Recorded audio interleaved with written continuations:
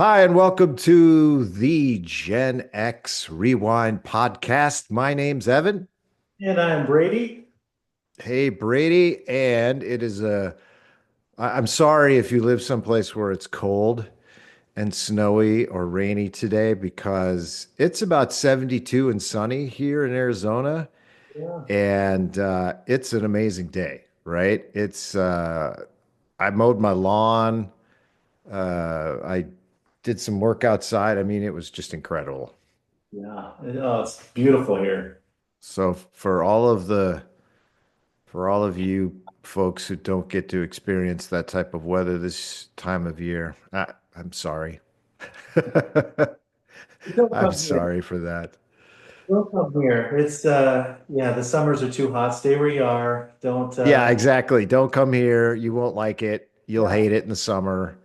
So, and the funny part is, Brady, it's like I used to say to my dad when we lived in Minnesota, why do we live here?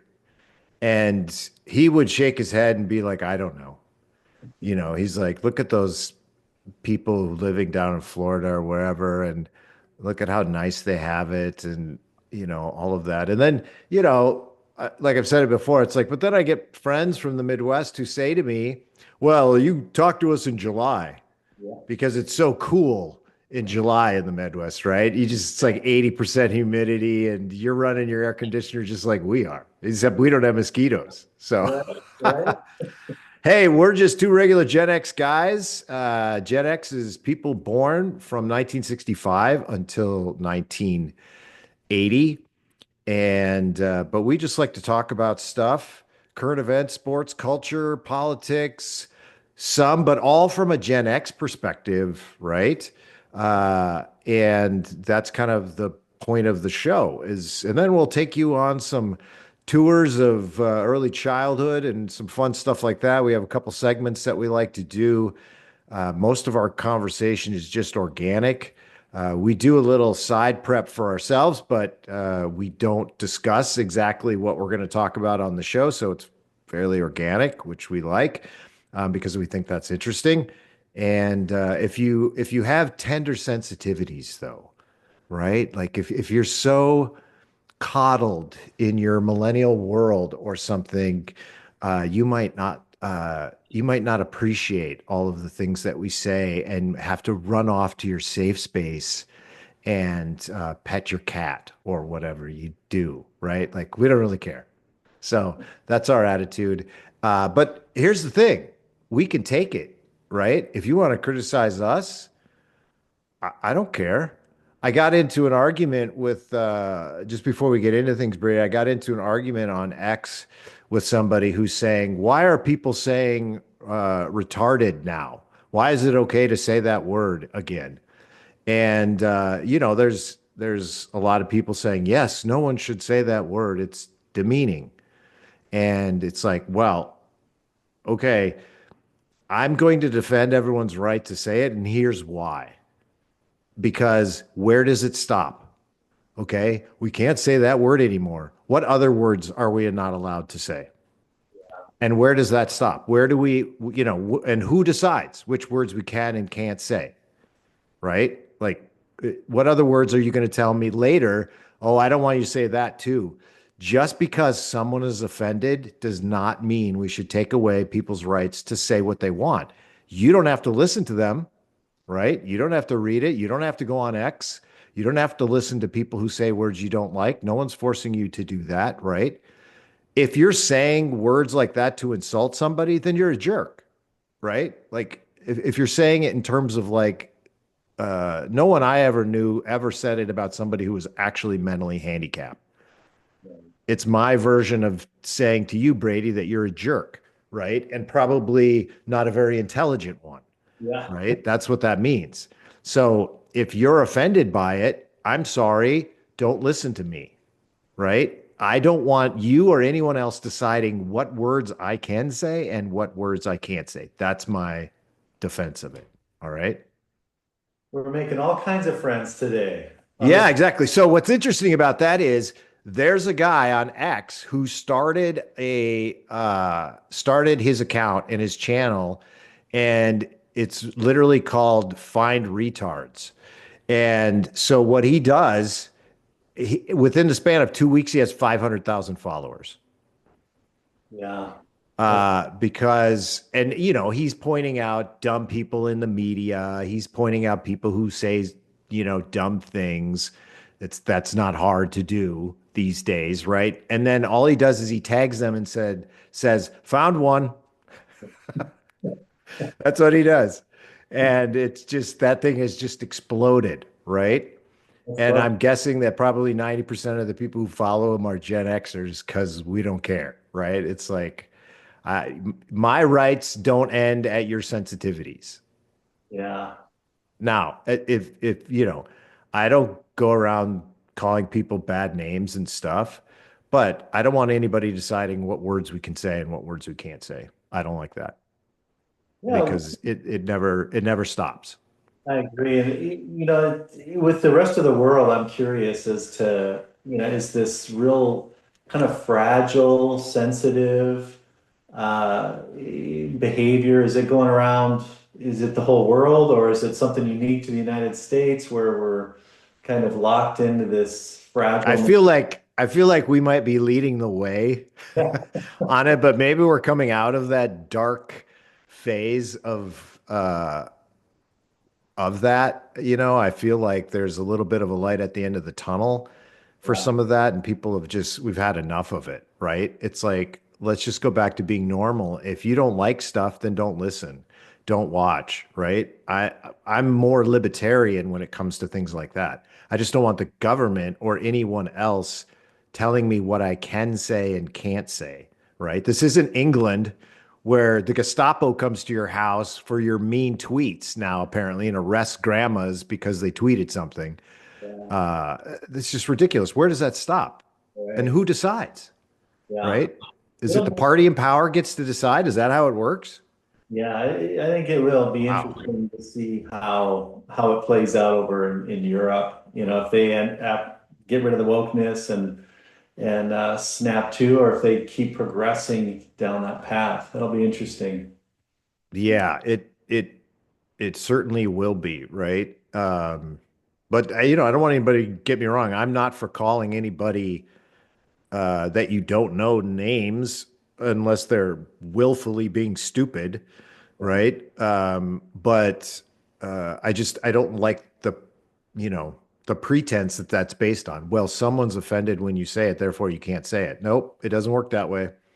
It does not work that way, right? And it can't. Because maybe I'm offended by things you say. Should I tell you to stop saying it? No, I just won't listen to you. Wow. And I think what movie is it that I think he defines it as retard? Yeah, yeah. The Vegas, no, it's not Vegas Vacation. It's The Hangover. The Hangover. That's it. He Yeah. he uses the musical term Yes. with the RITARD, retard. And he says, what is his problem? Is he a retard? And that just makes it extra funny, right? Because he's using the musical word. Oh yeah. And literally the word means to slow down, Yeah. right? To slow down. And has been slowed down. So I don't see people using that phrase to make fun of handicap people, and maybe there's people who still do that. I'd say 99% of the uses of the word are not that. So I'm not willing to give it up just because there's people out there using it in a truly derogatory way. But that being said, I just saw, and I don't know if I have this somewhere. Hang on, let me check because I'd like to get it right. It was a survey was done or a study was done. Now, yes, I have it here. As Rush Limbaugh used to say, in my formerly nicotine-stained fingers. A new study finds that friends who often playfully insult each other are 300% more honest and loyal. Hmm. That's an actual study that was done. Contrary to popular belief, it says psychologists believe friends who grill each other with frequent good natured jokes might have stronger friendships after all. In Yeah. fact, one study suggested that those who playfully insult each other, as long as it is in jest, of course, are actually 300% more loyal and honest. According to the author, pro-social teasing among friends is known to bring us closer together and strengthen bonds because ultimately, when our friends tease us, they're demonstrating that they know us quite well. Meanwhile, Peter Gray, PhD, a professor of psychology at Boston College, suggests that lighthearted jabs act as a form of social control where we keep our mate in check. Oh, Even if the roast might sting ever so slightly, these jokes deflate egos and encourage humility, both of which are positive actions. So at the end of the day, we should embrace the humor in our friendships. And the picture that goes with that Instagram post is a picture of all the guys from The Hangover. So that's what reminded me of that study. So you and I, Brady, because we tease each other, we're 300% more loyal than yeah. any of the idiots out there who don't tease their friends, Yeah. right? I believe it. I believe it. It's Yeah. 100% true. And essentially all of Gen X life was based on this uh, principle when we were kids, right? And you knew it. If you could tease your friends, they were your real friends, Right. right? Yeah. Who would want to be in a relationship with somebody that you couldn't tease, Right. right? Yeah. If you have to walk on eggshells because No, everyone's so sensitive and melts down, yeah, it's just not worth the it's not worth it.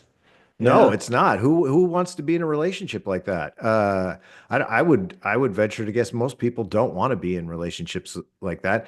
It's why most people hate talking to HR more than anything because they have no sense of humor usually and take everything seriously, and you couldn't possibly tease somebody or whatever because you might offend them or whatever. That leads to really bad relationships. So they're just shooting themselves in the foot. This whole world that has been constructed over the last 10 years of you can't insult anybody, it's completely foolish. And thankfully there's a few people out there, Ricky Gervais being probably at the top of the list, who's like, nope, I'm not playing your game, Yeah. right? Just because you're offended doesn't mean you're right and doesn't mean that you get to dictate to everybody what we say and how we think. It just does not and cannot work that way. So if I want to call my friends names and they call me names and we tease each other back and forth, it's actually proving that we're more loyal to each other, right? And I think that goes even with like, I've thought about it in relationship to my son too. I want him to be able to tease me, Mhm. right? I want him to be able to make jokes and I want to be able to tease him. And there's sort of a healthy camaraderie that is built over that time, right? Yeah, that's true. That's true. It counts with family too. Yeah, Yeah. and I mean, sure, it's got to be good natured. You're not, gonna call somebody who's not. You're not gonna tell them they're fat and or anything. It's not carte blanche, right? And it's, you know where the line is with your friends. But I said last week too, I'm writing this Gen X book and I'm in the edit phase right now, and which is not fun, by the way. Those of you who've written books in the past, the edit part is like, oh my gosh, it's mind numb. You know, there's so many commas and stuff that it'll absolutely freak you out. And I just realized too that like half the words that you use on a daily basis have a hyphen between them. It's like it keeps recommending that everything that I say, the words should be hyphenated. Yeah. So, because if you say 10-year-old, it's supposed to be 10 dash year dash old, Mhm. right? That's how they want you to write it. So, I'm learning that. It helps you learn how to write stuff better when you have to edit your own work. Yeah. But man, it's bothersome. But I mentioned how frequently my best friends and I called each other names Oh, yeah. and names that lots of people would say were offensive, but they weren't offensive between the two of us. Right. And so you don't get to dictate, oh, your friend should take offense at that, but he doesn't. And you don't have the right to tell him that he should take offense to it. Yeah. And in elementary school, we had all sorts of nicknames for each other. And they were, yeah, if you were in a vacuum or there was no context or you didn't know the people or something, yeah, you'd probably think that oh, that's so offensive. But the two people saying it back and forth to each other, they're laughing their heads off, right? They don't care. They think it's funny. So, anyway, that's what makes our generation better than all the rest of you is because we can tease each other and we don't get our undies in a twist, as they say in England, right? Mhm. Um, so anyway, all right. So we have some current events to probably discuss. I want to mention something though. Uh, the NCAA tournament, basketball tournament's coming up, but if you've looked at the attendance at some sporting events. Take a NHL hockey game or an NBA game, or in the ultra case, a WNBA game, right? A lot of times the stadiums aren't even full. And the average attendance at an NHL game is about 17,000 or something like that. And it's similar for an NBA game. A WNBA has like 100. I don't know. I mean, there's nobody there. Um, the Minnesota State High School Hockey Tournament, which has been going on this week. And it's like all day, Thursday, Friday, Saturday, Sunday. It's all day.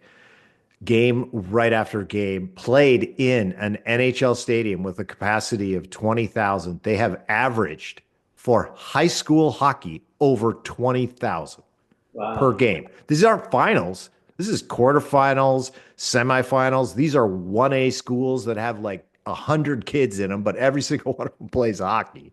Yeah. The hockey is amazing. I mean, this is the best hockey you will see outside of like the top six or seven college teams Yeah. and the NHL or the Olympics. It is phenomenal hockey. These kids are unbelievably talented. Almost all of them go play major hockey, Mhm. and a lot of them end up in the NHL or, on the Olympics team. Half that Olympics team from 1980 was from Minnesota and played high school hockey in Minnesota, like half of them.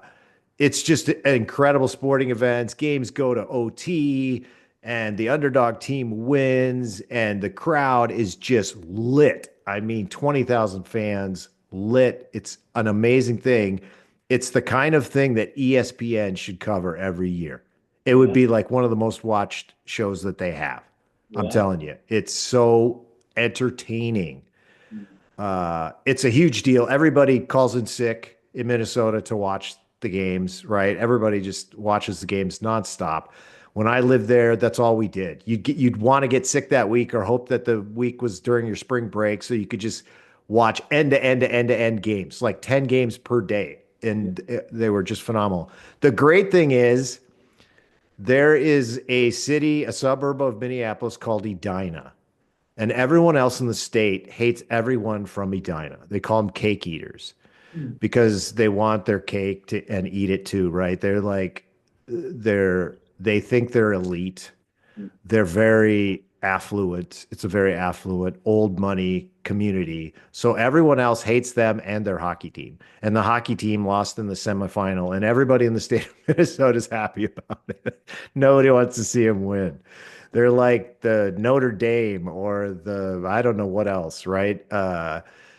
Just everybody hates them. So everyone was glad to see them get beat. And it's funny, that was the same way 40 years ago when I was watching them. We all hated Edina and wanted them to lose, That's funny. but they're always good. And I've got a question for you on that later. We'll talk about some of that later. But what's on your current event list of hot topics?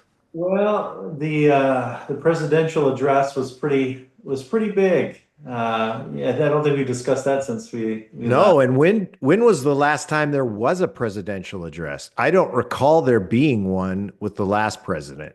Was Yeah, there one? if it was years ago. Yeah, I And don't. there weren't any press conferences, almost never as well. Yeah, Um, yes, and the guy got kicked out of it for interrupting the president. It's like, hey, if you want to talk during the presidential address, run for president and win. yeah, Otherwise, shut your trap. yeah. The left is they're really struggling.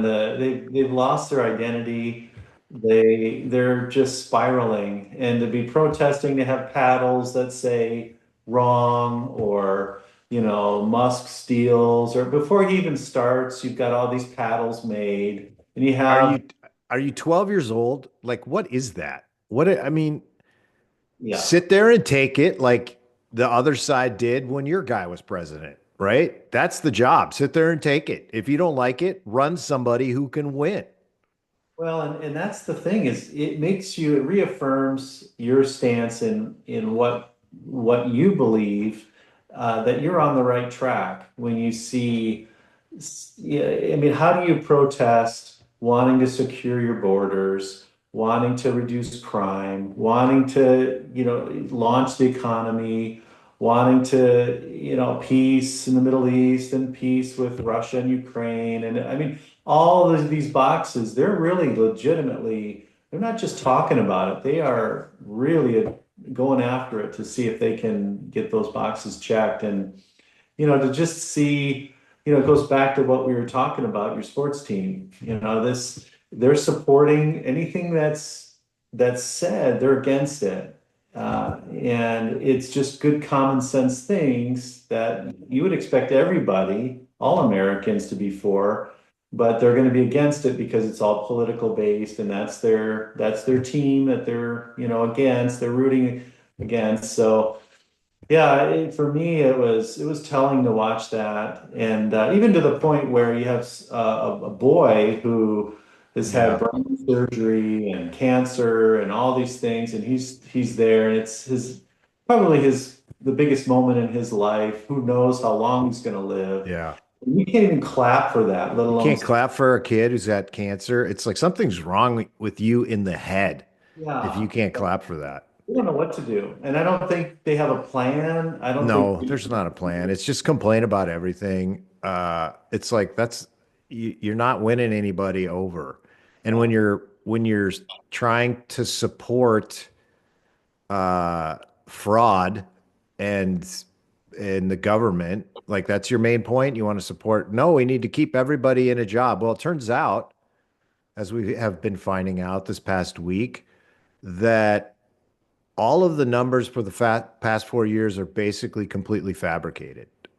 So the jobs data was overestimated every single month, and then it had to be corrected down later. And 80% of those jobs were government jobs. And we're finding out it they were just saying people were hired and there wasn't really a job there, but they're just paying people to do nothing so that they can say more people have jobs, right? Yeah. And that's what we're finding out now, that they were just handing out free money to people and paying mortgages so that it looked like the mortgage rate stuff was better as well. But it was the government paying the mortgages, so there was less default, so they wouldn't have to report that people were defaulting on their mortgages because of the bad economy. So everything was it's just an illusion, Yeah, deception. all an illusion. Yeah, and, when you're paying your taxes this time of year and you get that end of the year punch to the gut of owing more, Yeah. and and you find a way to scrape it together and pay it, and then you find out that that they're spending 20 million on Sesame Street in Baghdad, and they're just Yeah, it's like and it's one thing after another, right? It's just every time you find something out, and then there was a vote this last week to support the ban on males playing in female sports, and every single Democrat voted against it. yeah, yeah. So, and the funny thing is, 80% in the polls, 80% of the American people support getting males out of women's sports and women's private places. So you are losing that battle. Right. And to show that every single Democrat still voted against banning men from women's sports, even though 80% of the public uh, is against it as well. Like who do you think you're winning over with that position? And even the liberal nutbag in California, who's run his state into the ground, came out and said against it. And all that means is he wants to run for president and sees the writing on the wall. That's a losing argument, you have to come out against men and women's sports or you're going to lose.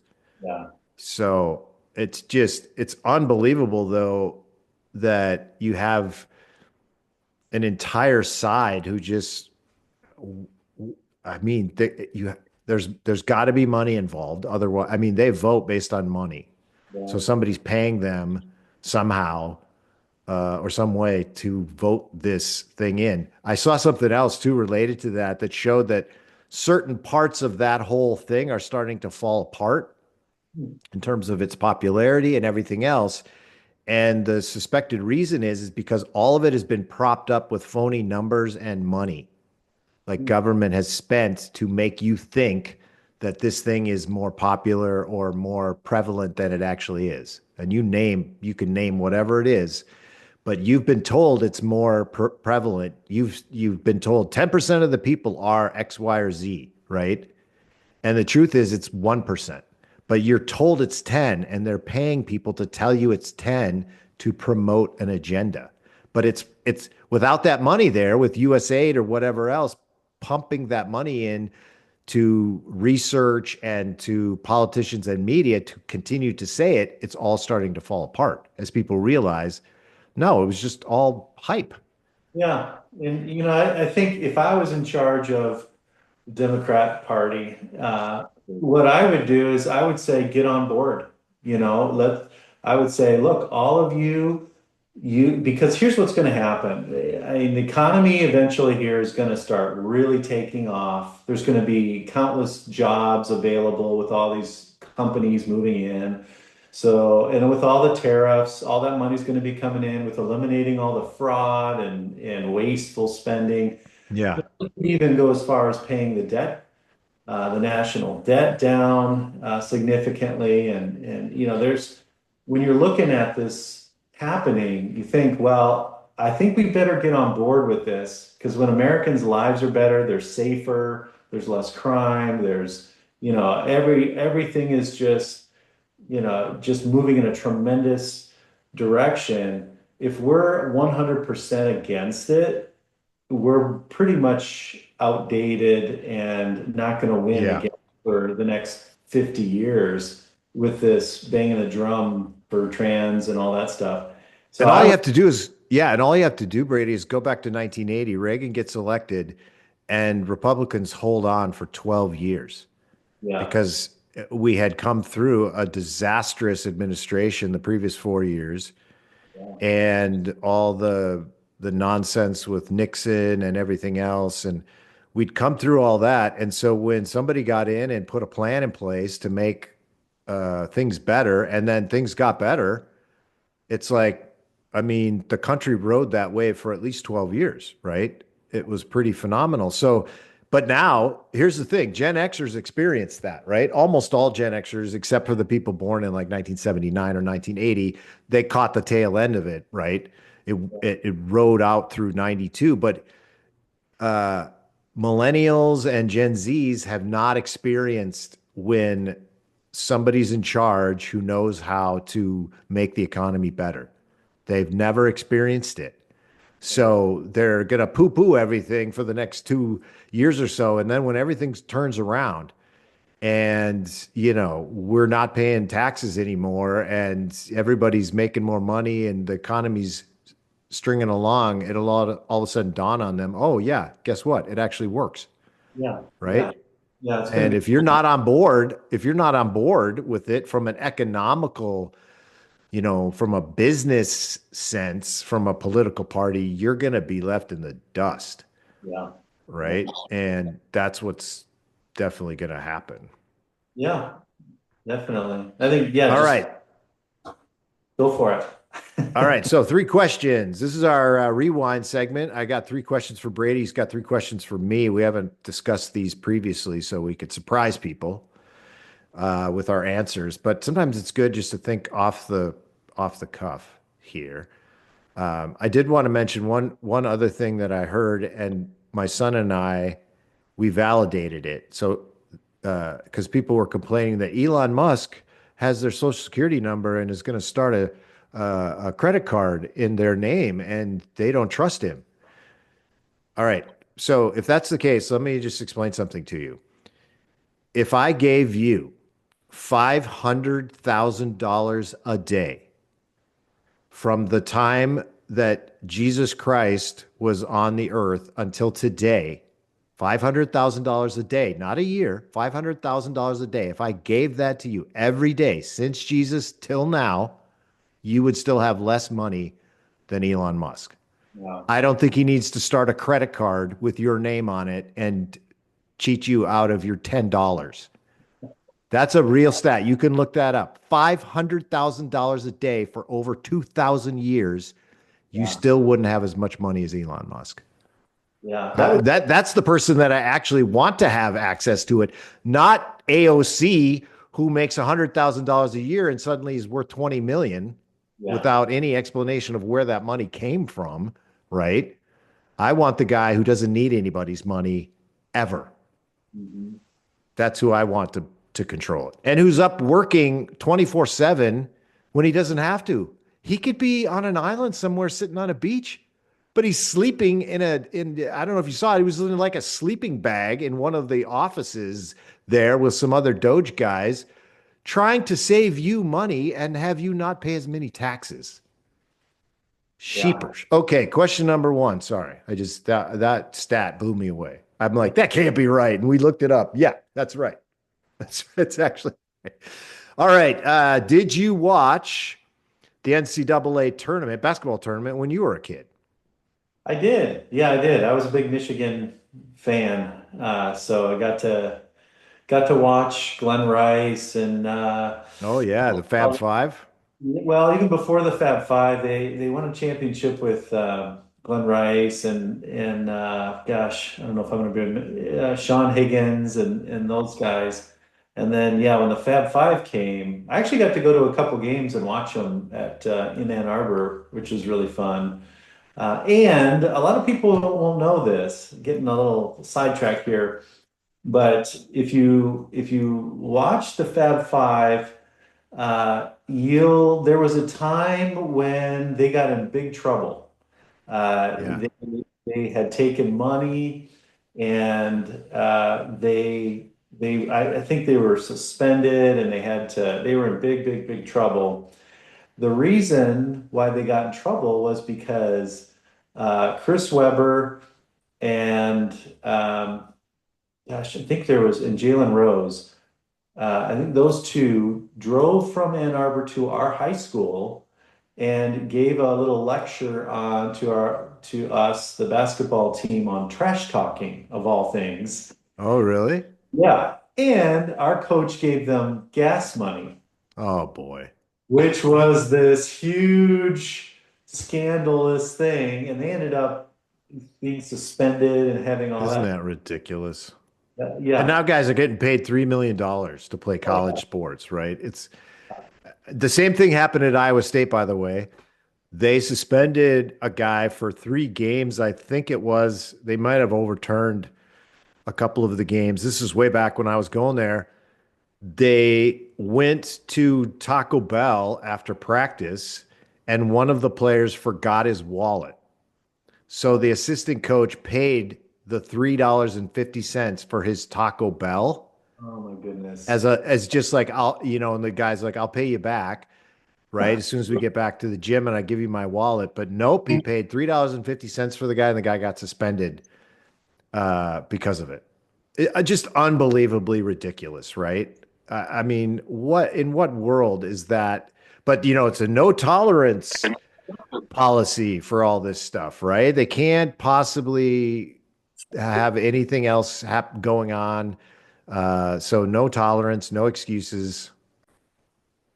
So it was kind of one of these deals where it was just like what you said. It was just ridiculous, right? Like way over the top. And now the pendulum has swung like a million degrees the other way now, and we're paying Yeah. college kids to play sports, which I hate.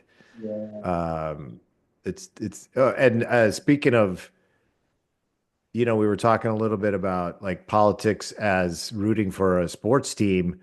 Are the Kansas City fans going to come out and support their wide receiver who was choking out a family member apparently.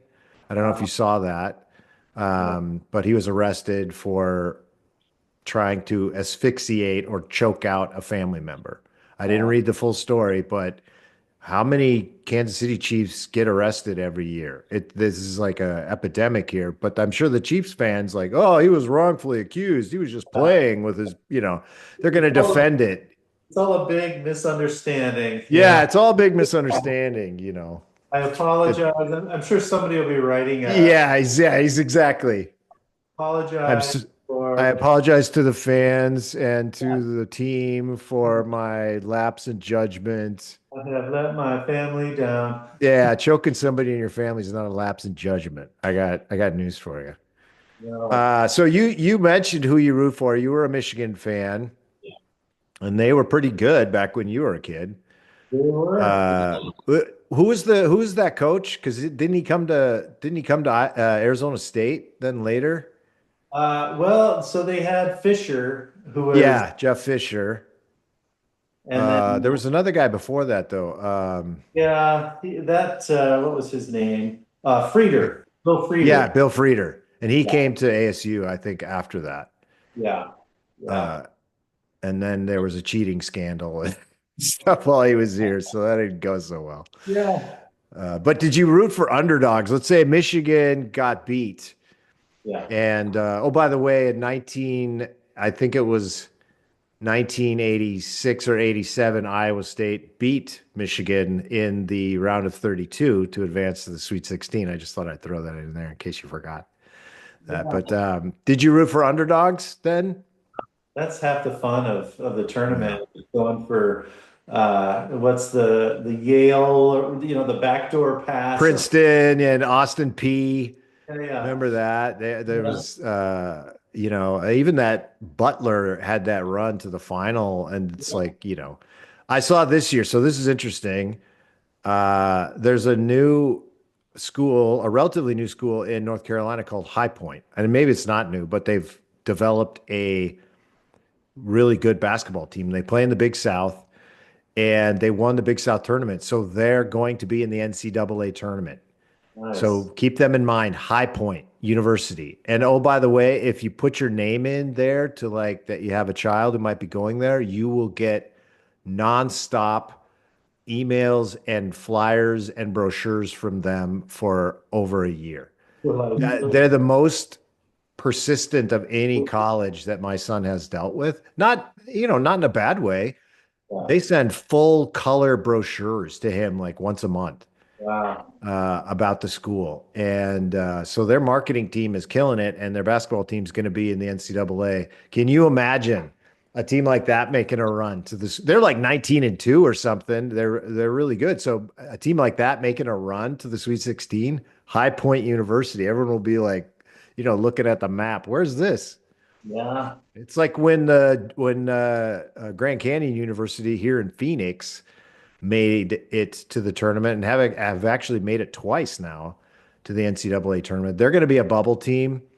They either have to win the South or the WAC or get in maybe in a playing game or something. They have a really good record,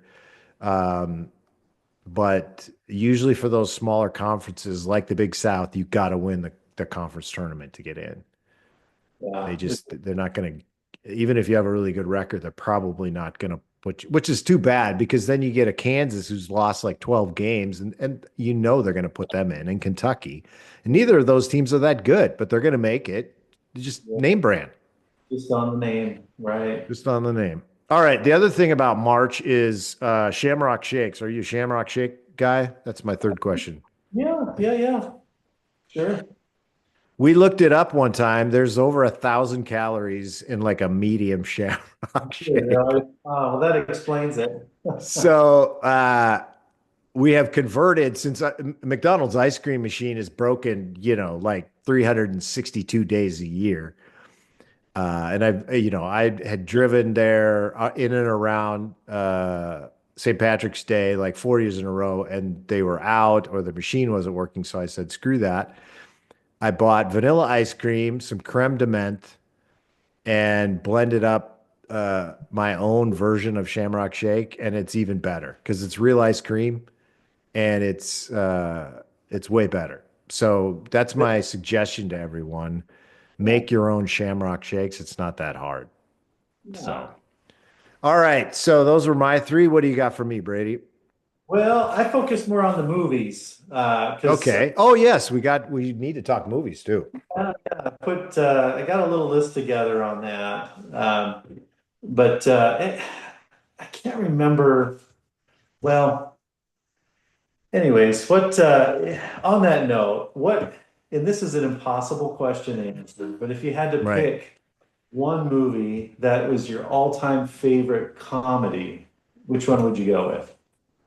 Won't be- So, yeah, I've been working on my list of my all-time favorite movies over the past like 3 weeks, trying to put it together. And I had to break them down into categories because it's apples and oranges, right? On these. So my categories are action, mystery, comedy, drama, and horror.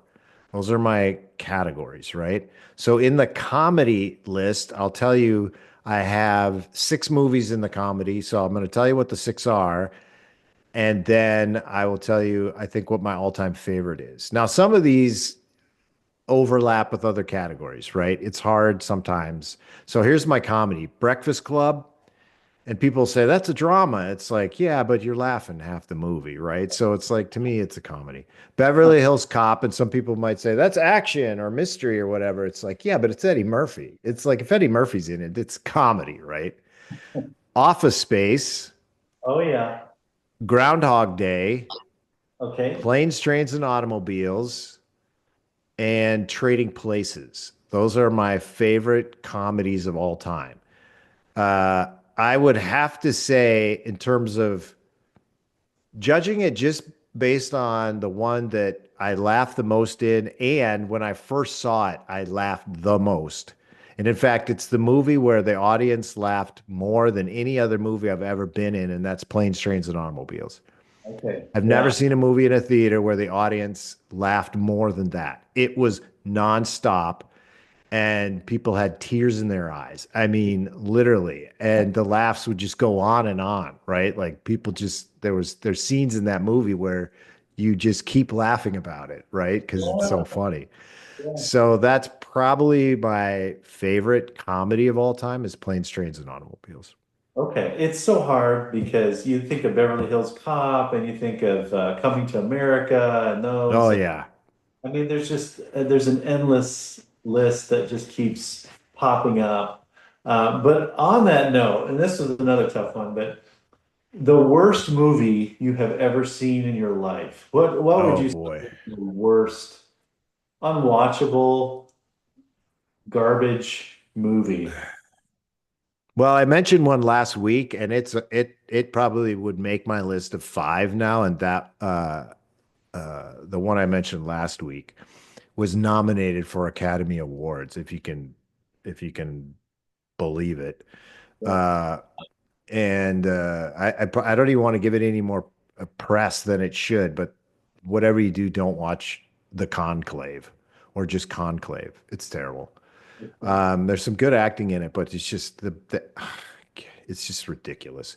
Another one, and people critics, and whenever you say critics liked it, you know it's crap, right? Because you got to look at that audience score in Rotten Tomatoes. If critics give something like 98 and the audience gives it a 30, you know it's complete woke crap, probably.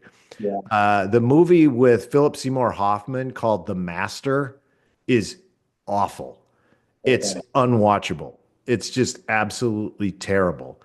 Uh, the comedy movie that was the worst is that Tom Arnold one, and I think you and I went to see it together. Um, he sings a song, "I Am My Own Grandpa." It's called the I Step Family, or I don't even remember the name Oh, of it. It was terrible. yeah. There was Yeah. not a single laugh in the entire movie. Yeah. Uh, and if you're making a comedy and nobody laughs, that's the worst kind of movie possible, Yeah. right? What about you? For me, the two that come right to the surface of my mind is one that we also saw together. So maybe Oh, I we're think I know where you're going with this one. House of Sand and Fog. Oh gosh. That was a steaming pile, wasn't it? That was so boring. If you ever wanna, if you think your life is just, you're just suffering and in depression and you're, really sad, pull that movie out and watch the whole thing and you'll realize you'll feel worse, no matter how good you feel.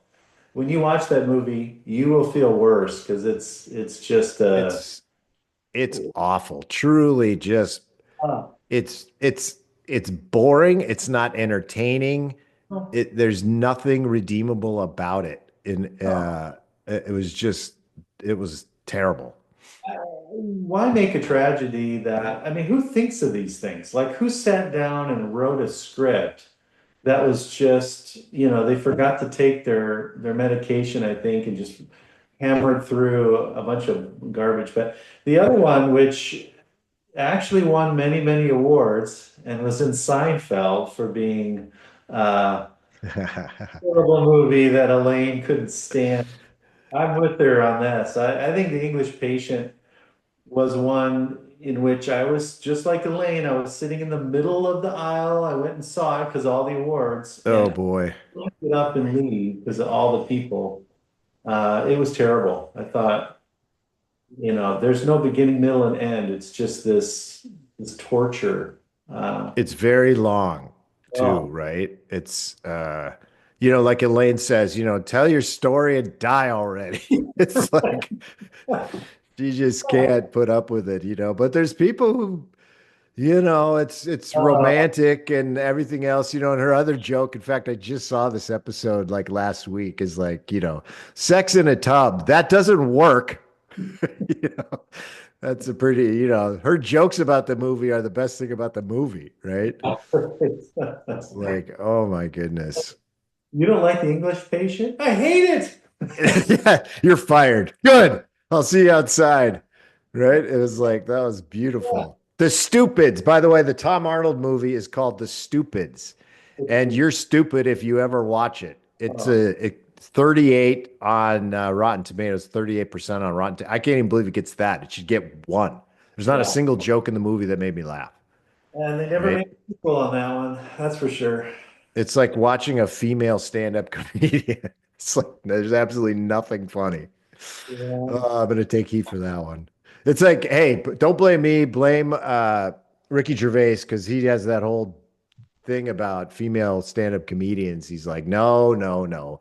There's plenty of funny female stand-up comedians like uh uh that's his joke, right? It's I think that's pretty good. I can't believe how many I just looked it up. I can't believe how many movies Tom Arnold has made, and I've seen like two of them, Yeah. right? It's like what Yeah. he's got like the one of the worst track records for movies of anybody. The only good one that I think he's ever been in was True Lies Oh, that's with right. Arnold Schwarzenegger. And that's actually a pretty decent movie and he's actually funny in it.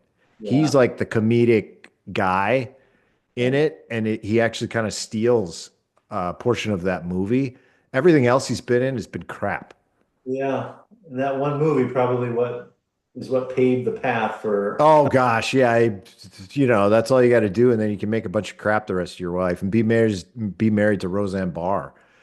Uh, you know, Well, one thing, uh, the final thing I was going to ask you, I actually, well, it's not really that much of a question, but I got an opportunity to watch. I don't know if you saw the documentary they did on the 2004 tsunami, where they've oh compiled. yes, Oh my goodness. It's so hard to not finish it once you start it. 4 episodes, yep, but the just all the camera footage, they've kind of compiled it to tell the story of the earthquake and then the tsunami.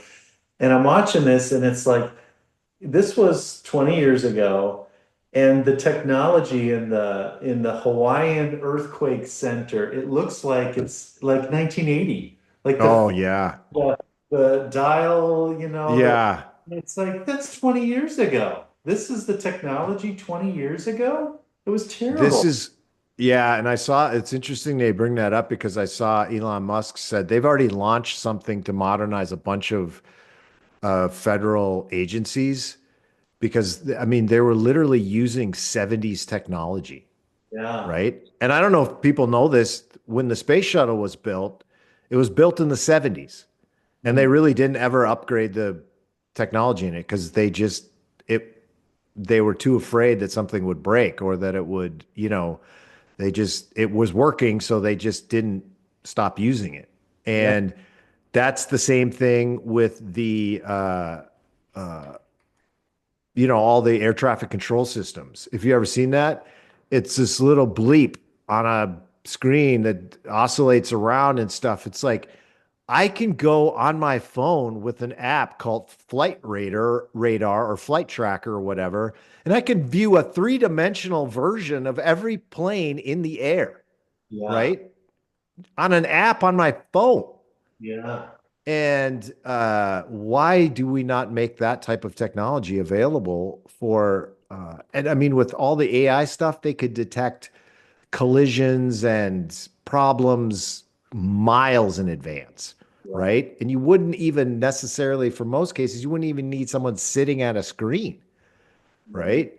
Yeah. And but we haven't upgraded any of that. And I know this from a fact when I was had some government contracts when I worked for a company back in the early 2000s when we would go in there and see the systems that they were working on.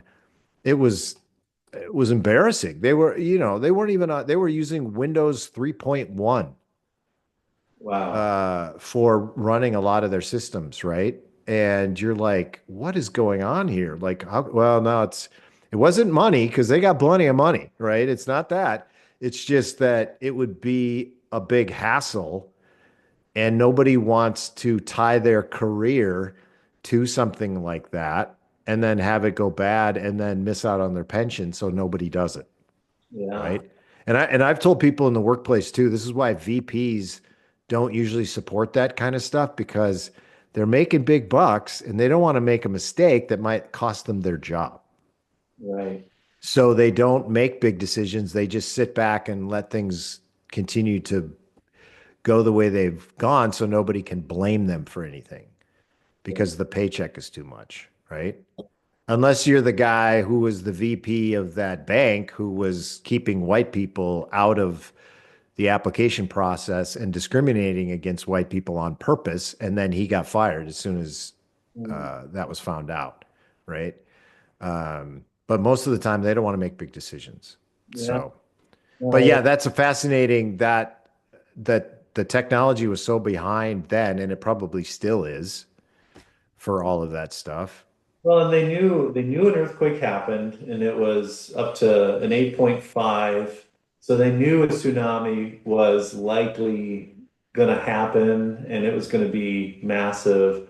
And they really couldn't do much about it because they just didn't have the technology to deal with it, and also they couldn't call Thailand because Yeah, nobody's.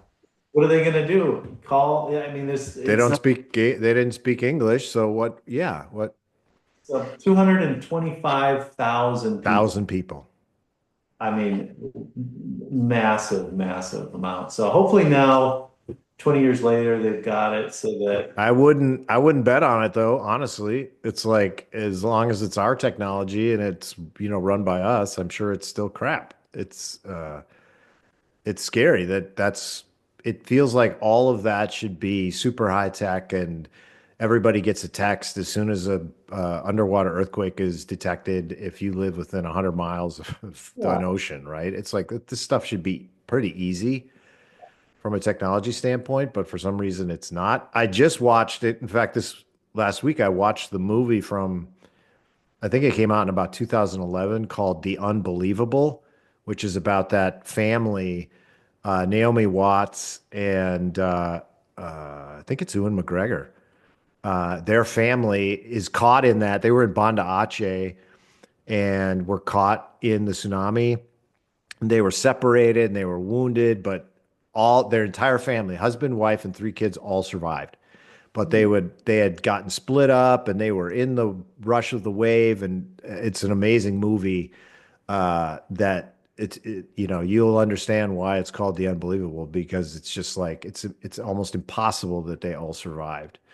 But they did, and it's a good movie about that event, right? But I find documentaries like more fascinating than even real movies sometimes, right? I've seen a bunch lately that all have been really, really interesting. There's the Yeah. one about the hiker in the Tetons that, and I think we might have mentioned it on a previous one. You should watch that. The one who her boyfriend kills her and leaves her for dead, and then goes back to Florida. And it was in the news in like 2019. It was a big Oh, story. Gabby Gabby, yeah, Peterson. and that you got to watch that documentary. You won't stop watching that one either We because did. it's Yeah, we their did. footage. It's their footage. So it's her and the guy on their little trip, and then he eventually kills her. And it's oh my gosh, it's sad and it's bizarre, and you couldn't write a story like that and have anybody. No way that would, Yeah. But a road trip with somebody, and it's just something about being in a car day after day after yeah, you day. get on each other's nerves. It's not a good way to launch your newfound relationship. It would be a test of it for sure, Yeah, right? Like I think long times spent together in small confines yeah. is gonna test your relationship. It's like watching Amazing Race or whatever. If those it's why the brothers are the teams that always do well because they're used to hassling each other, and then they just turn the page. The Yeah. husband and wife teams, they get mad at each other and they can't let it go, right? It's, They cannot let it go, and they just keep hammering it. And but the teams of like two guy friends or yeah, two brothers, yeah. I remember the first season we watched it together with you guys, right? And the first season, and the two guys, and they were best buddies, and they never fought with each other the whole time. They just, whatever, okay, let's do it, let's do it. And everybody else was like bam, bam, bam, button heads the whole time. And those two guys were just like, okay, let's do it, right?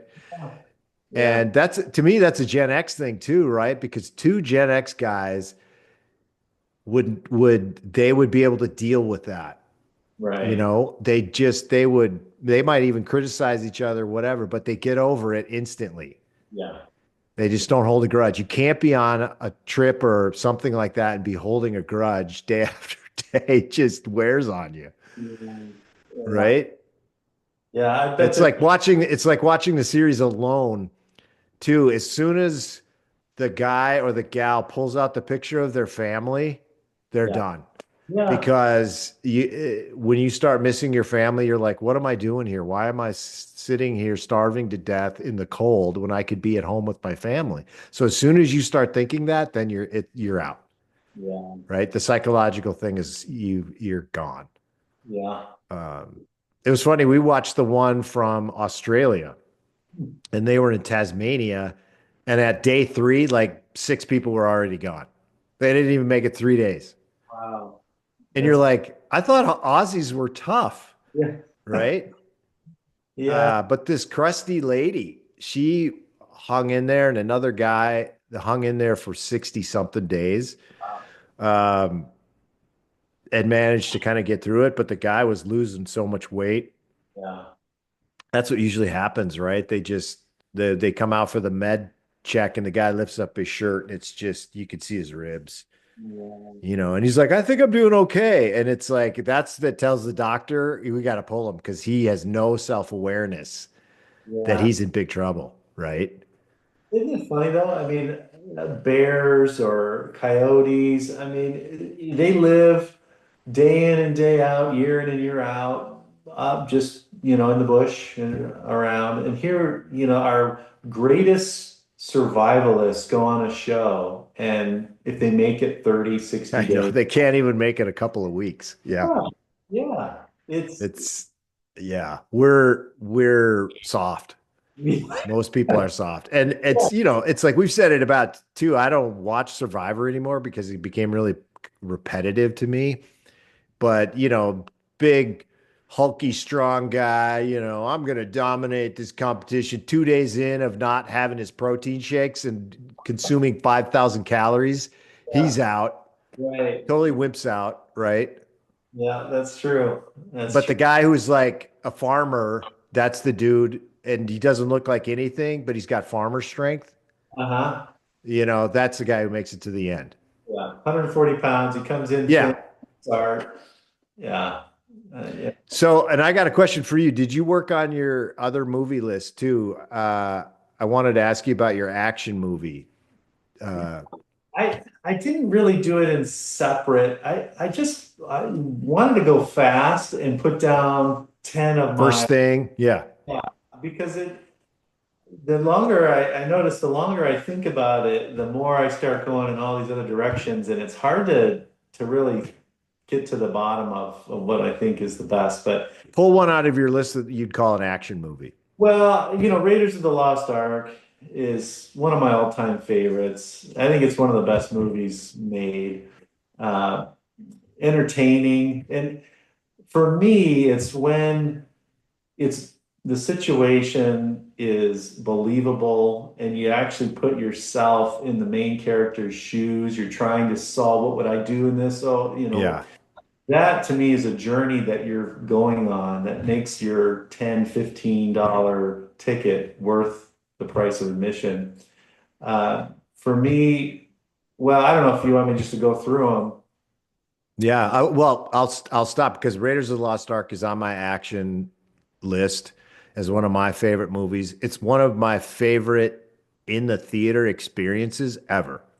It was Yeah. a fantastic watch it in a theater with a full crowd. Yeah. Everybody was into it. Yeah. Harrison Ford's got that every guy, he's like Jimmy Stewart, right? He's got that everyman character in the movie. He's not a superhero. I can't stand superhero movies. He's just a normal guy. Like he's a professor, right?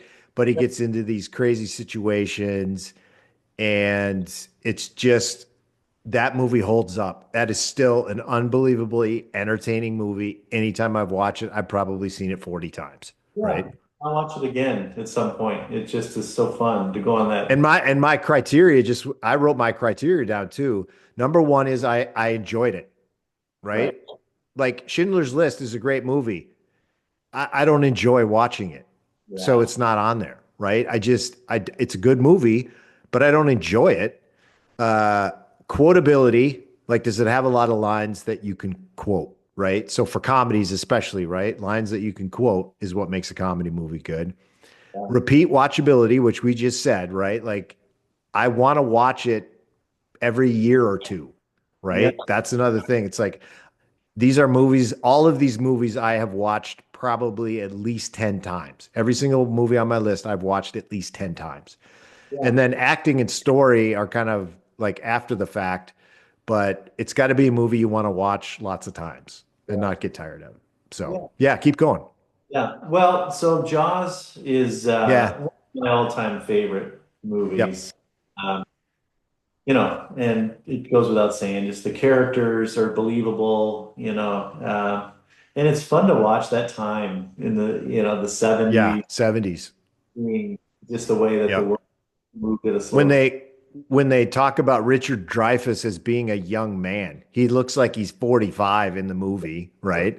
But Yeah. they call him like a kid and a young man from the university, whatever. It's like he probably was 28 when he made the movie, right? But he looks like he's 40. Yeah. Jaws is on my list. I've seen it 40 times at least. Oh yeah. At least. Yeah. I watch it every summer now on 4th of July. Yeah. Yeah. It's a classic that just never gets Doesn't old. get old. Nope. No.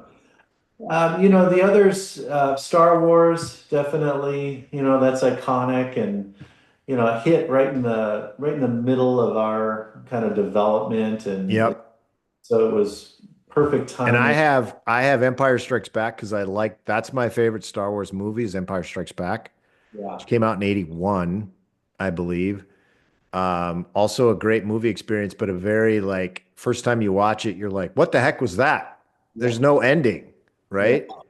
And then of course, when you see what the arc is and stuff, and then you go back and watch that when you're like, oh my gosh, you find out that Darth Vader is Luke's father and all this stuff. I mean, it's quotability and it's that's my favorite Star Wars movie. So I like it more than even the original Star Wars. So I have that on my action list for sure. I love that movie. Yeah. Godfather is one that I really enjoyed. I know they consider it one of the best, but it's one that you get swept up in the story. You do. You really do feel like, you're trying to figure out what you would do in that situation, and you really, It's very layered. Like each time you watch it, you pull more out of it, right? yeah, Like every time I watch it, I'm like, oh man, I forgot that happened, or I forgot that this was part of it and stuff. And it's very quotable.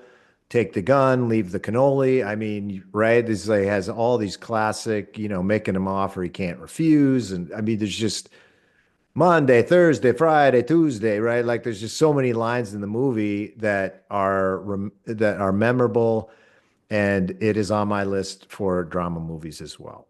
yeah, it's a good one. Wizard of Oz was one that I watched when I was real little, and it was probably one of the first big movies I watched as a kid that I really it resonated with me. Uh, yeah, just the storyline and how fantastical it was, back when I saw it in the 80s. And think about when it was made, right? Like 1939, I think, or whatever it was, 37, 38, 39, somewhere in there. Yeah. And in full color. Yeah. Yeah, it really holds up well. It's one that it's long, but if it's on, check it out from time to time. It's a Wonderful Life, Yep, that's on my list too, of course. I watch that every Christmas. I've probably seen that movie 40 or 50 times as well. yeah.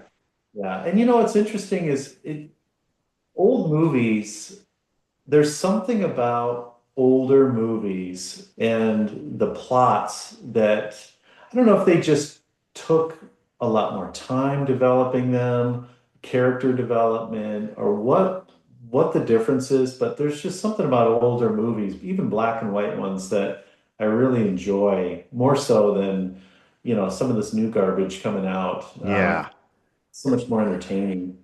I think Uh, so too. And I mean, It's a Wonderful Life is again, it's one of these movies that's so layered. There are so many things to pull out of that movie, right? And I know as a dad, that scene where Jimmy Stewart kicks over the bridge and his, you know, dream of his life is sitting in the living room there where he's, going to build skyscrapers and build bridges and he's at his end and he kicks it down and storms out of the house. And I mean, I that just absolutely kills me every time, right? That just most men know what that feeling is that he's experiencing in that moment. Most men have felt that at some point in their life, and it's really powerful.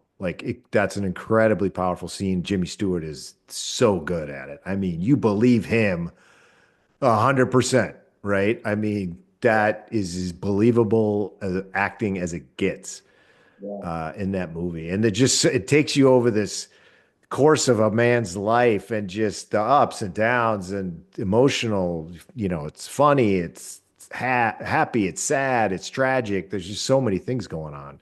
yeah, They just, yeah, you're right. There's not very many movies that are made like that anymore. I think they don't trust the audience enough, yeah, right? We yeah. got to have a superhero and special effects and wow. Constant entertainment, moving, and yeah, it's just. Yeah. But the other two, or actually the next two, kind of together. Sound of Music and Gone with the Wind, just really enjoyable ones that I would say I remember watching, especially Sound of Music, quite often as a kid and enjoying that. Uh, Yes, I don't have Sound of Music on my list, but I've seen that many times, and I really enjoy that movie. It's it's very well done. It's beautiful. It's a beautiful movie to look at. The story is great. The singing and the songs are wonderful and memorable. If I had a category for musicals, that would definitely be in there for sure. Yeah, and then the last two I have are also ones that I really enjoy and love. They're older, but they're the script, the development, the characters. Rear Window and Casablanca are two that I definitely just really enjoy if it's on, putting it on and watching from time to time. So I have Rear Window is in my mystery category. That also is one of my favorite movies of all time. And the thing about that is it's just a set and there's like two cameras. That's it. So you know the story has to be good, right? Yeah, yeah, Jimmy Stewart is great in it. The suspense is amazing. The way it's set up that way, that whole thing that you're looking at is a set in a gigantic studio, yeah. and they never really step out of that. My son had to watch it for a class in high school because it's so well crafted and everything. And I mean, for my money, Grace Kelly is the most beautiful screen person ever, and especially in that movie. She's amazing looking in that movie. And you think of it like Jimmy Stewart looks like he's 55. She was like 25 when Yeah. she made that movie, right? But she just exudes everything that you would want a woman to exude. She exudes that in that movie, Yeah, right? Just everything. yeah, Um, Fantastic. All yeah. right, so I'm going to list off a few. What was your last one? Quick fire honorable mentions, basically. Okay. Jurassic Park, Twister for just fun, entertaining. Blues Brothers for watching. I remember watching that with my dad. Yep. A lot of room in this mall. Yeah, it's dark. We got a full It's tank like we're wearing sunglasses. in it. Yeah, Matrix was one that really blew my mind to think that they came up with this, this whole plot of how it works out, how we're all just I had to back. watch it 10 times before I could figure out what was going on. Yeah, Like literally. I mean, it's just like, what? I don't get it. It took me literally like 10 times to kind of piece it all together, right? really fun. But yeah, let's hear your list. Yeah, so action movies uh from the 70s, Capricorn One is one of my absolute all-time favorite movies. Hmm. Telly Savalas is in it. Unfortunately, O.J. Simpson is in it. But this movie, everybody needs to watch this movie because I think this is Hollywood telling us what actually happened. Hmm. I think this is what I think this movie is about them going to Mars. And I think it's a movie that was made to tell us what really happened with something else that might be up for debate now that wasn't at the time. And if you haven't watched Capricorn One, you have to watch it. I guarantee you will enjoy this movie. It is a great movie, and the suspense is. Elliot Gould is in it as well, and he's fabulous in it. He's really good, and there's a lot of other characters you'll recognize. Most of the actors, Sam Waterston's in it. That just this is a good movie. You should watch it. Twister. Again, Twister is one of my favorite movies, and I've watched that one probably 25 times at least. And it's still to this day, it's the only movie that I watched in the theater twice on the same day. Hmm. I went to see it at the Cine Capri here in Phoenix, big wraparound screen. It was so good. I stopped at the Chez 14 on my way home and watched it again.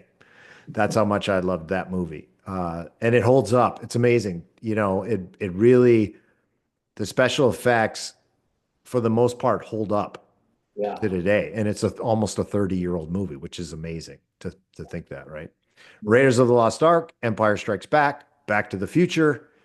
The whole series of Back to the Future are great. I love the original Back to the Future. That is a fantastic, entertaining movie on a million levels as well. Jurassic Park, again, probably if I saw that movie in the theater, not on the same day, but I saw that movie in the theater at least 5 times.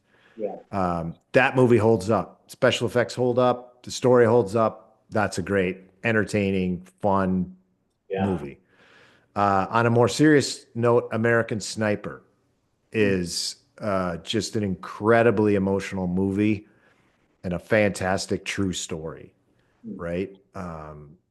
Rear Window, uh, Memento is another movie. And this is a movie you got to watch 10 or 15 times before you can put it together as well. You've never seen a movie like Memento. There are no other movies like Memento. It's Christopher Nolan. It's amazing. Mm. That is a great movie. You've got to watch it 5 or 6 times before you'll be able to figure out what you just saw, Mm. right? So in that sense, it's great writing and how the story is put together is phenomenal, but it takes you many times watching it to actually figure out what happened, Mm. right? It's fabulous. Um, Double Indemnity. You talked about old movies. Double Indemnity is one of my favorite old movies. It's from, I think, 1950. Um, this will be one of the best old movies you've ever watched if you haven't seen it before. Mm. Fred McMurray is in it. The story is very believable, and it's this movie is ahead of its time in terms of like it's film noir, but it's ahead of its time in terms of the story. The story is kind of like edgy, Mm. not like 50s movies where a lot of them maybe kind of I don't know, less edgy. This movie's got an edge to it, right? Like a really sharp edge to it. It's a great movie. Fargo is a movie I've watched a million times. By Minnesota Connection, I just love it. I just watched it again last week and I laughed and was fascinated by it yet again. Hateful Eight. This is one. It's on Netflix. You can watch it. It's a Quentin Tarantino movie. Um, there's a special version on Netflix which is in 4 parts, so it's really long. You can't stop watching this thing. This is a great movie. Mm. And another one that's maybe really edgy, The Girl with the Dragon Tattoo. Mm. This is not everybody's cup of tea. This is a hard movie to watch. Um, the story is incredibly deep and very just it's a this you don't know where it's going. And there's like 8 stories going on at the same time. There's an American version with Daniel Craig, which is excellent. And then there's a Swedish version, and that is also very good. And there's actually 2 follow-up movies to it in the Swedish version. Mm. Um, that's a movie you want to watch, and it'll be very hard to watch at certain points. It can be violent, but it's, man, what a phenomenal story. Comedy movies, Breakfast Club. It's like, come on, Breakfast Club, Beverly Hills Cop, Office Space. I know you and I both love Office Space. That movie is nonstop laughs. Groundhog Day, Planes, Trains, and Automobiles, Trading Places. Another great Eddie Murphy movie. He's fantastic in it. It's a good story. Some drama, Inglourious Basterds. That's also a Quentin Tarantino movie. I love that movie as well. The Christoph Waltz scene, the 20 minutes of him at the beginning of the movie is one of the best acting jobs. Yeah. So creepy and so good, right? I mean, you just, oh my gosh, that's amazing. Storytelling and acting, It's a right? good message for sure. Yeah. Yeah. Titanic, It's a Wonderful Life, Les Miserables, the musical. Um, uh, there are at least 6 points in the movie where I cry, and I don't mean a tear comes down. I bawl Mm. in that movie. It's incredibly impactful. If you haven't seen it, you should. Sicario.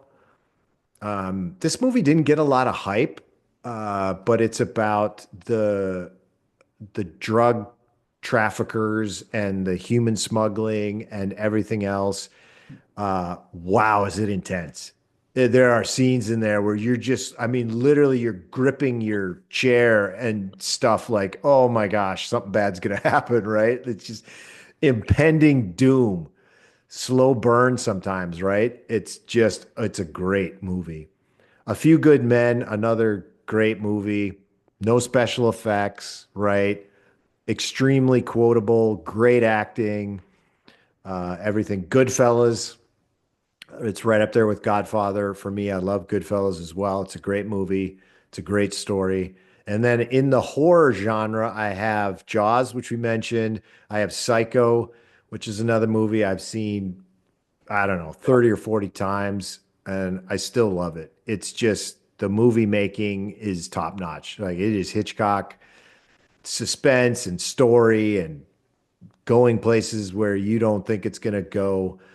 Uh, if you're younger and you've never seen Psycho, that's a movie you've got to see, right? You've got to see that movie at least once in your life. It's just movie making at its finest. And then the last one I have is The Shining. Now, this is an interesting one because it came out in 1980, and when it originally came out, I didn't like it, and I was like, "What is this crap?" I had no idea what the story was. I didn't like it, and I didn't watch it again until later. I watched it again, and I still didn't like it. And then about, I don't know, 5 or 6 years ago, I watched it again. Now at home, big screen TV, surround sound.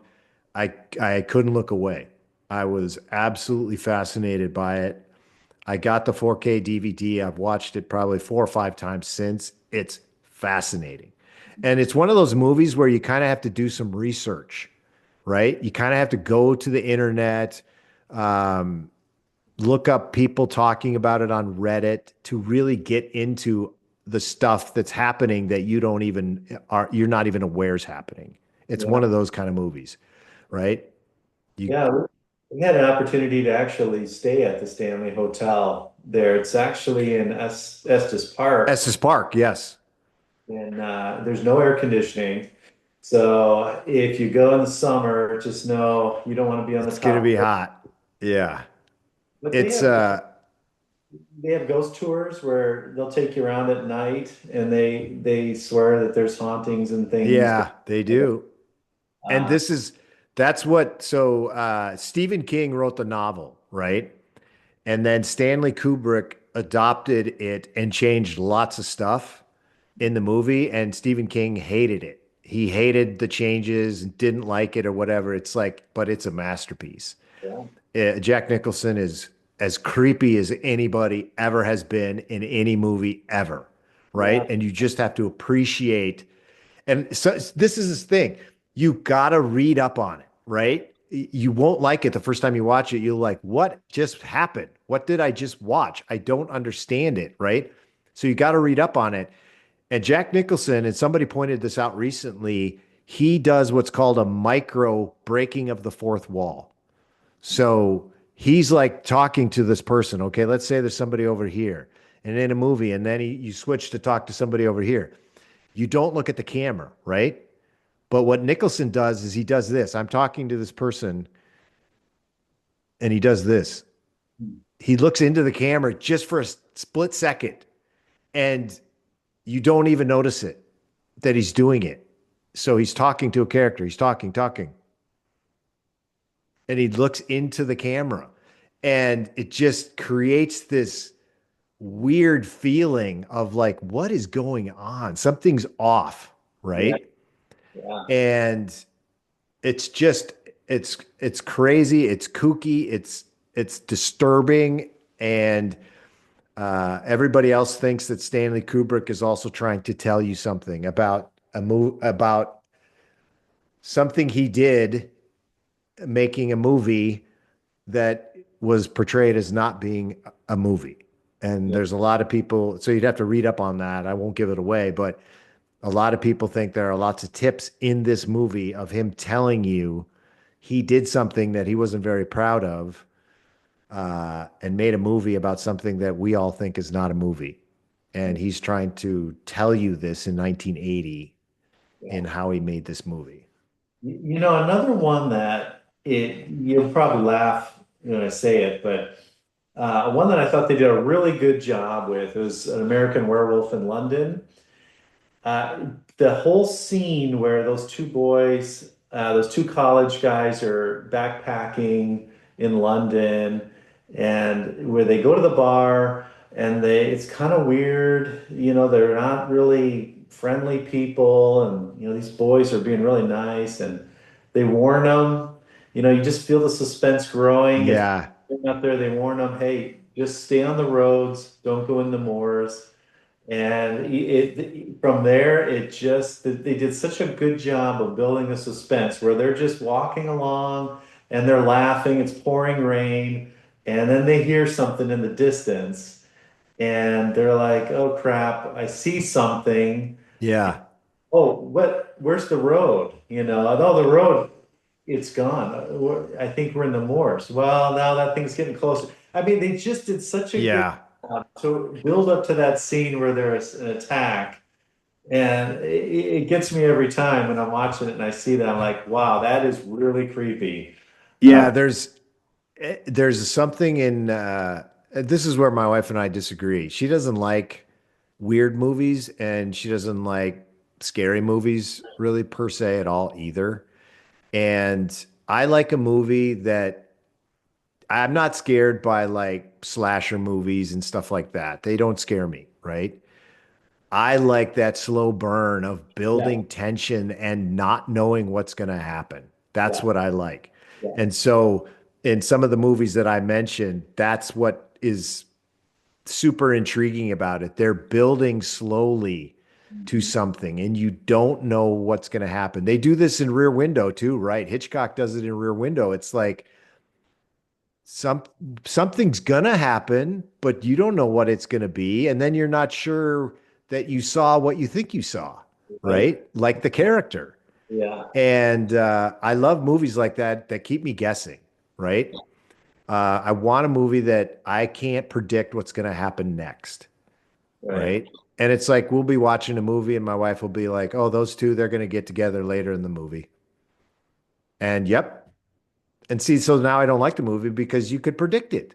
Yeah. Right? It's too predictable. I don't want predictability. I don't want this movie's going to end with the slow motion of the basketball going up and rolling around the rim 3 times before it drops in and the home team wins. And, it's like, that's coming.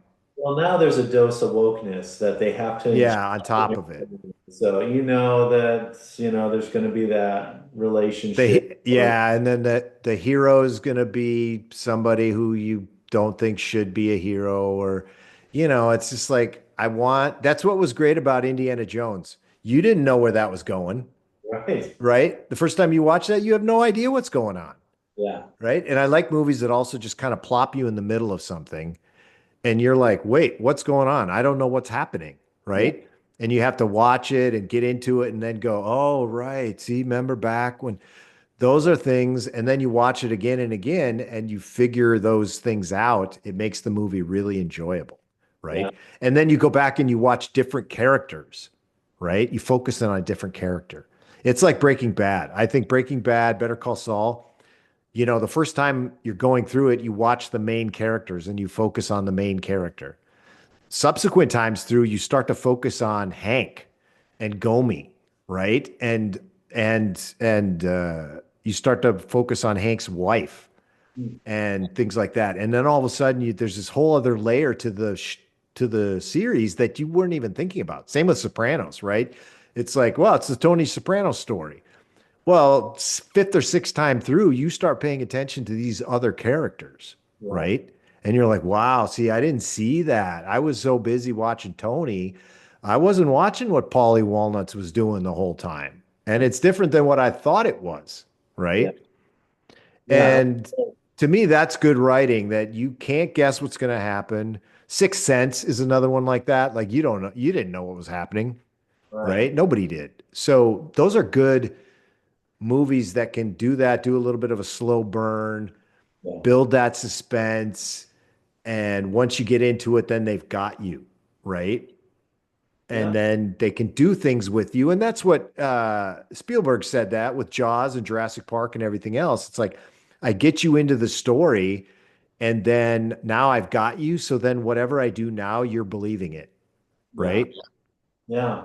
And but you can't just it can't be formulaic, right? You can't, the whole thing can't be movie tropes and whatever else, right? You gotta like do something that I haven't seen before and tell a story in a different way. And, this is, This is why I like talking about these things. Thanks for sharing your list, Brady, because I think these are the kind of things that get people interested in watching truly good movies and to Yeah. not ignore some of those old ones that we mentioned. I know you mentioned Casablanca earlier. It's like, this is a great movie. And you got to watch that one 3 or 4 times too to figure out what actually happened, Right. right?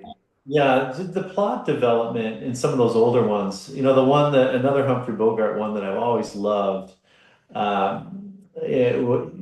it's the left. Oh, left. No, I'll think of it. But I mean, it starts off with he's escaped Oh, from yes. Yes. prison. I know which one you're talking about. Yep. And it's like that's the beginning of the movie is he's in on the back of a truck and escapes from prison. And it's one of the first movies they ever made where you're looking through his eyes and you're seeing what he sees. And I mean, from the beginning, you're just on this journey and trying to figure out it's such so well done that I mean that was in the late 30s.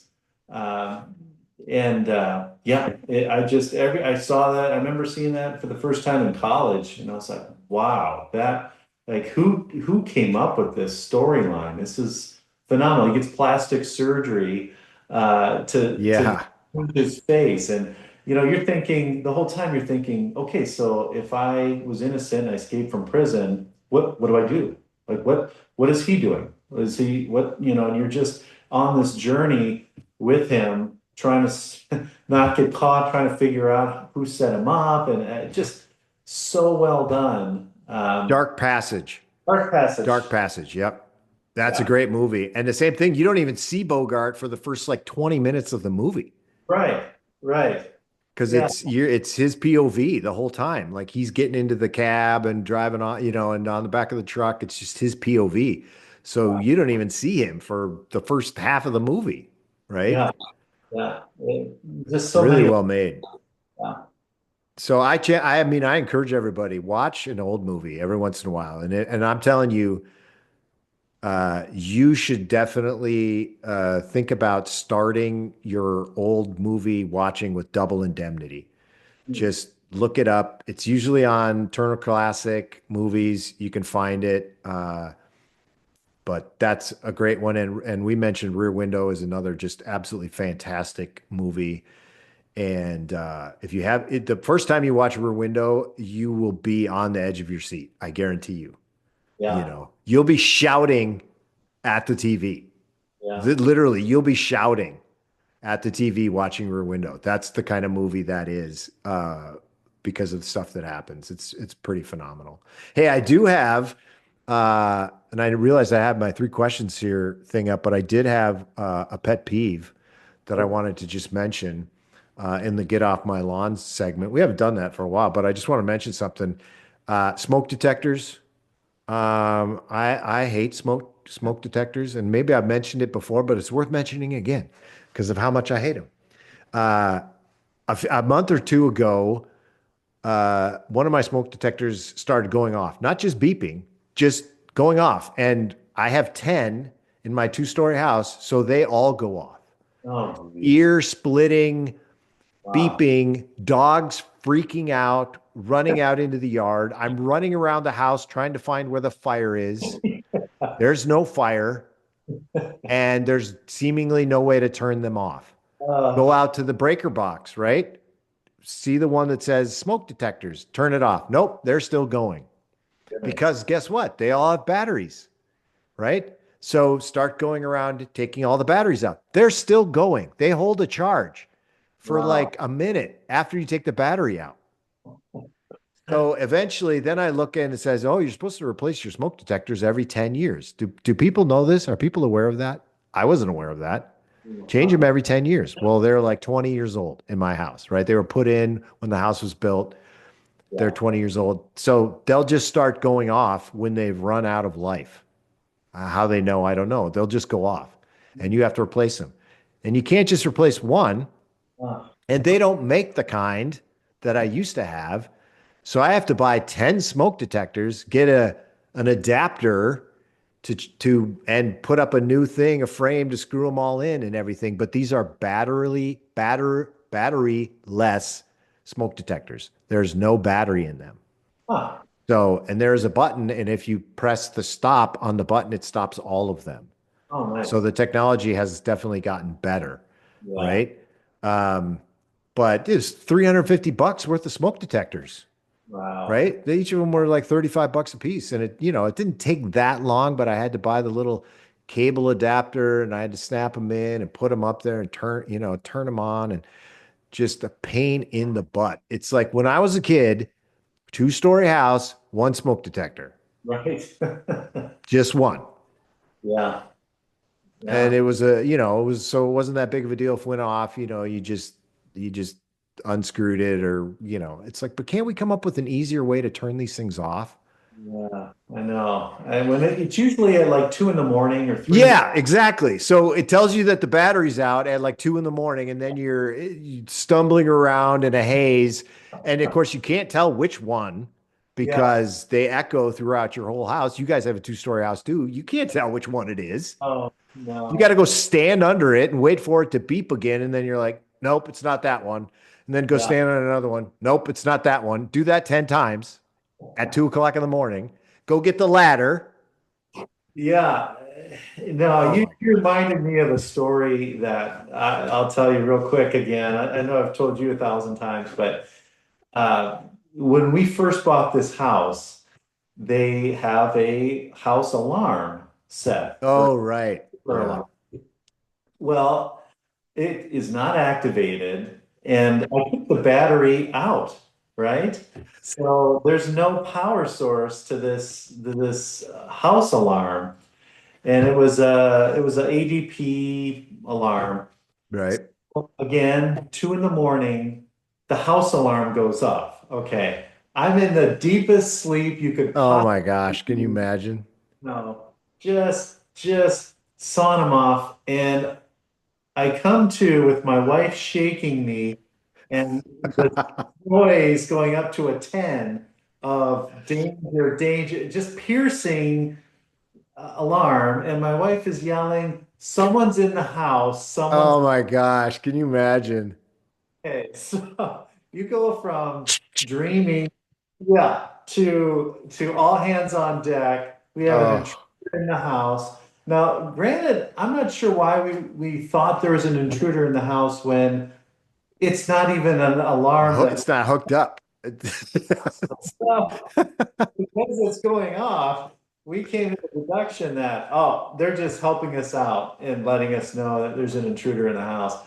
So yeah, same thing, trying to figure that thing out, 2 in the morning, Oh my gosh. wandering around looking for, a man with a knife in my house. But yeah, same thing. That I definitely agree. That's a pet peeve that it always Oh seems my gosh. Yeah, to. it's always, and they always go off in the middle of the night. Always. My wife had that happen. She was doing her exchange year in Asheville, North Carolina, and she was staying in a house. And I think she was cooking something or whatever. The smoke alarm went off, right? Well, in Germany, apparently the smoke alarms are connected to the fire department. So if your smoke alarm goes off, it's like a security system. It alerts the fire department, right? So she's like, "There's no fire, so I better call the fire department and tell them not to come." So, but in America, your smoke detectors, they're not hooked. I mean, if you have a really elaborate system and they're part of your security system, maybe they alert the fire department, right? So she calls the fire department. Yeah, don't come. Okay. I'm sorry, what? No, don't come. There's not a fire. Why then are you calling us? Because my smoke detector went off, but I just burnt something. Okay. Right, but why are you calling us? Doesn't the smoke detector ring at the fire department? I'm just telling you not to come. And they're like, no, ma'am, it doesn't work that way. And then it's North Carolina. No, ma'am, it don't work that way here. I don't know where you from, but fire smoke detectors don't signal the fire department here. So then she tells me this story, and I was just shaking my head, like, oh, I'm so embarrassed for you. Like, call the fire department, don't come, you know. And they're just like, they're looking at each other, probably like, I don't know. I've never heard this one before. Some Yeah. lady called and told us not to come. Make sure you So, call us tomorrow and tell us not to come if yeah, every day, call us, make sure Everything's fine. Yeah. There's no fire. But I mean, I was running around. My dogs were running around in a panic. I'm running around thinking there's a fire in some one of the 15 stupid rooms that we have. And, I'm running. I go into the garage. And of course, where do you think a fire is most likely to happen? Probably the garage, where you have cans of gasoline and cars that with, you know, 500-degree catalytic converters. Yeah. Is there a smoke detector in there? Nope. There's no smoke detector in the garage. I've got them in the bathroom and, in a hallway, but no, not in the garage. Oh, no, that'd be too useful. No, that would be something, that's the place where you'd actually want to have a smoke detector, but nope, they don't put them out there. Maybe the exhaust from your car would set it off. I don't know. Yeah. Anyway, enough said. I hate smoke detectors. I hate everything about them. All right. Our producer says we should probably wrap it up. Fine. Hey, if you have thoughts about one of the movies that we discussed on the show, we'd love to interact with you. You can talk to us about it on X. You can talk to us in the comments on YouTube or Spotify, Amazon Music, iHeartRadio. You can listen to us and comment there as well. We'd be happy to interact with you.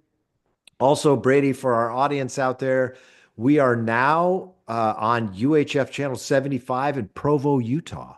Oh, So all of the good folks there in the Provo metro, is it Provo a metro? I don't know. Provo, Utah area, all the college kids, right? Isn't that where BYU is? Can now check us out on UHF channel 75. yeah. So for Brady and myself, we thank you for turning in and we want you to have fun out there this week. Uh, Lots of basketball games going on, but just be sure to be home before the streetlights come on. Otherwise, your mom's going to yell at you, That's right? right. Yeah. All right, Brady, have a great week. We will talk to you again next week. Sounds good. All right. All right, we'll see you. Bye, everybody.